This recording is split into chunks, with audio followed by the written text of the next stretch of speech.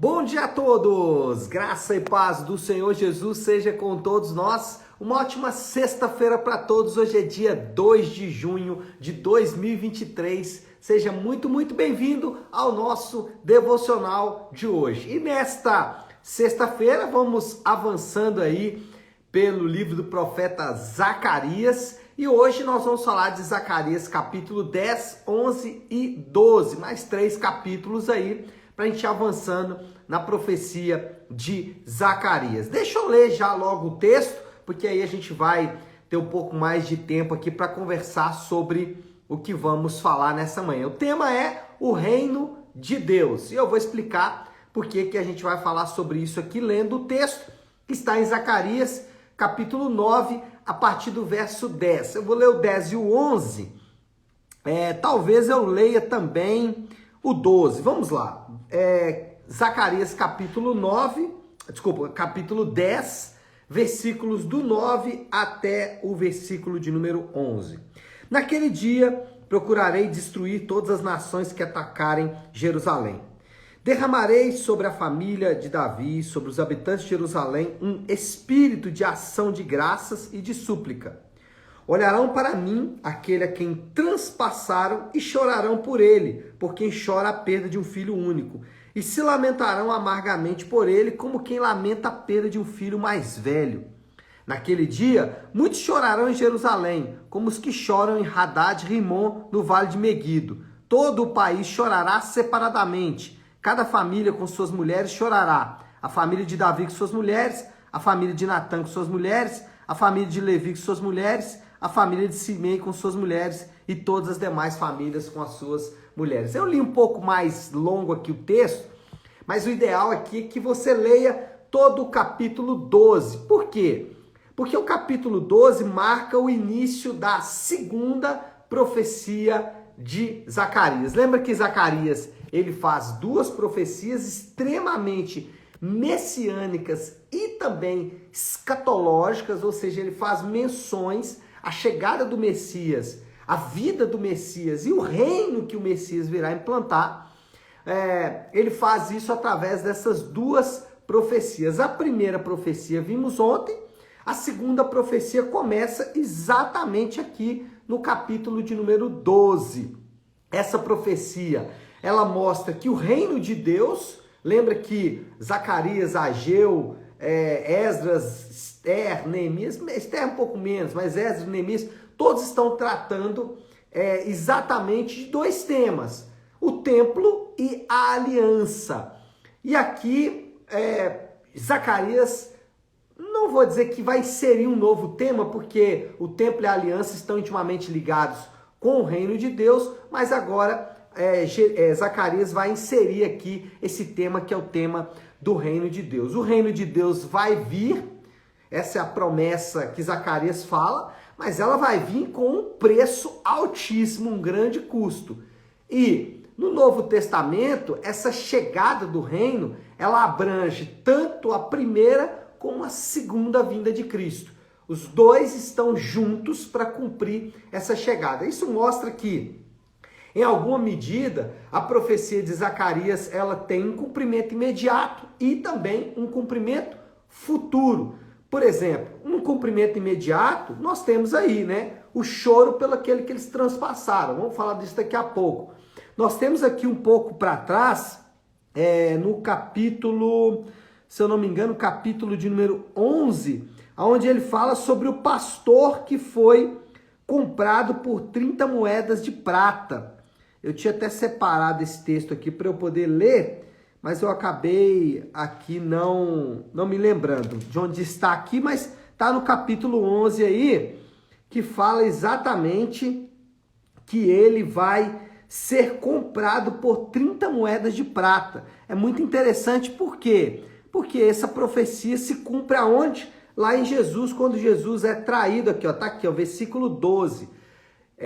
Zacarias 11, 12. Eu lhes disse, se acharem melhor assim, paguem. Se não me paguem. Então, deixa eu ler de novo, Eu lhes disse, se acharem melhor assim, paguem-me. Se não me paguem. Então, eles me pagaram 30 moedas de prata.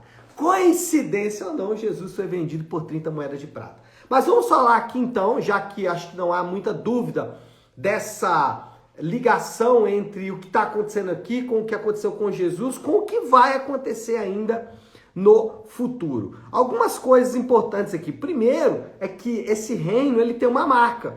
Qual é a marca desse reino? Arrependimento. O versículo 10 fala isso. Ele fala que o próprio Senhor vai dar um espírito para eles de lamento, de ações de graça, de súplica, e eles olharão para aquele a quem transpassaram e chorarão por ele. Então, Jerusalém vai lamentar o rei que eles mesmos mataram. É a profecia aqui de Zacarias. Em Atos capítulo 2, logo depois da assunção de Jesus aos céus, os apóstolos, especialmente Pedro e João, estão pregando em Jerusalém e os habitantes de Jerusalém choram e se arrependem pelo que fizeram, né? Pedro chega a dizer isso: vocês mataram o Rei da Glória. Nós somos chamados ao arrependimento, os crentes são chamados ao arrependimento. Esse é um chamado constante no Novo Testamento: arrependimento, arrependimento e arrependimento. Arrependimento não é só de ações de pecado, porque se fosse só de ações de pecado, você poderia esgotar o seu arrependimento, né? Dizer assim: opa, hoje não tenho nada que me arrepender porque eu não pequei. O problema é que arrependimento também envolve atitudes de pecado. Há quem diga que se você não materializar o pecado, não é pecado. Bom, isso é um problema com a própria teologia de Jesus, porque Jesus diz que se olhar para a mulher com sentimento ruim já é pecado. O que nós estamos aprendendo com isso aqui? Que pecado é muito além do que apenas ações de pecado. A nossa própria natureza ela é pecaminosa. Então os crentes são chamados ao arrependimento em todo o tempo. Arrependimento, ele supera duas tendências nossas. Uma tendência é a distração. Eu coloquei a palavra distração porque eu não encontrei nenhuma melhor. Mas distração aqui também quer dizer que eu coloco a culpa dos meus erros em outros. Eu transfiro isso. O arrependimento diz: não, o problema essencial é você, sou eu. O problema essencial somos nós. Então o arrependimento evita que eu fique colocando a culpa no governo, na minha esposa, nos meus filhos, no pastor, no político, não sei quem, não sei quem. Não, o arrependimento diz, essencialmente, o problema está em você. Então evita a distração. Mas o arrependimento também evita uma outra tendência, a autocomiseração, a automiséria. O que é isso? É aquela pessoa que fica falando: nossa, eu errei, agora Deus está me punindo, Deus está me dando chibatadas, está vendo, eu estou pagando os meus pecados, estou pagando os meus pecados, estou pagando os pecados do meu pai, é a maldição hereditária, e aí você fica ali naquela miséria o tempo todo. Arrependimento acaba com isso. Por quê? Porque o arrependimento diz que há perdão de pecados. Então, o arrependimento é aquele que fala: olha, uma vez que você reconheceu o pecado e deixou, não há mais o que ficar choramingando sobre isso. Então, o arrependimento acaba com essas duas tendências: distração, colocar o erro no outro, ou quando assumir o erro, ficar com comiseração. Ah, eu sou muito ruim mesmo, Deus está me castigando, né? Aquela choradeira que não tem nada a ver com arrependimento. Segunda detalhe, ou segundo observação aí, ou segunda promessa sobre o reino, é que o reino é um reino de salvação. Olha só o que diz o versículo 9. Naquele dia, procurarei destruir todas as nações que atacarem Jerusalém. Os inimigos serão destruídos. Aqui, quando a Bíblia, especialmente no Antigo Testamento, usa essa linguagem de destruir os inimigos, a gente precisa tomar cuidado, porque senão a gente vai achar que Deus vai trabalhar para destruir os nossos inimigos, né? Então, seu patrão, alguém pega no seu pé, ele é o seu inimigo. Pode ser o inimigo, pode ser o governo também, né? Então, nossa, Deus vai destruir esse inimigo. Mas a linguagem do Antigo Testamento é a seguinte: ele queria mostrar que salvação estava ligado a algumas bênçãos que eram territoriais. Então, destruir os inimigos de Israel era uma forma de dizer: vocês serão salvos. A salvação, ela é o parceiro fiel do arrependimento. As duas andam juntas, de mãos dadas. Uma nunca vem sem a outra. A salvação não acontece sem o arrependimento e o arrependimento sempre vai gerar salvação. Se o arrependimento é o reconhece e deixa, salvação é resultado do arrependimento. Por isso que eu disse que não há espaço no arrependimento para as duas tendências, nem para distração, porque no fundo nós reconhecemos que o problema essencial somos nós, mas também, como eu disse, não dá para ficar com autocomiseração. Por quê? Se houve arrependimento de fato, vai haver salvação, vai haver aquela sensação de perdão de pecados, mas não só a sensação, porque nós não somos levados por aquilo que sentimos. Mas veja bem, nós precisamos entender com a mente, esse entendimento com a mente desce para o coração e gera novas atitudes. É assim que funciona a palavra de Deus. E é assim que nós devemos encarar. Quando arrependemos, nós somos salvos. Essa salvação, ela entra no nosso coração e muda a nossa trajetória, ou transforma a nossa vida.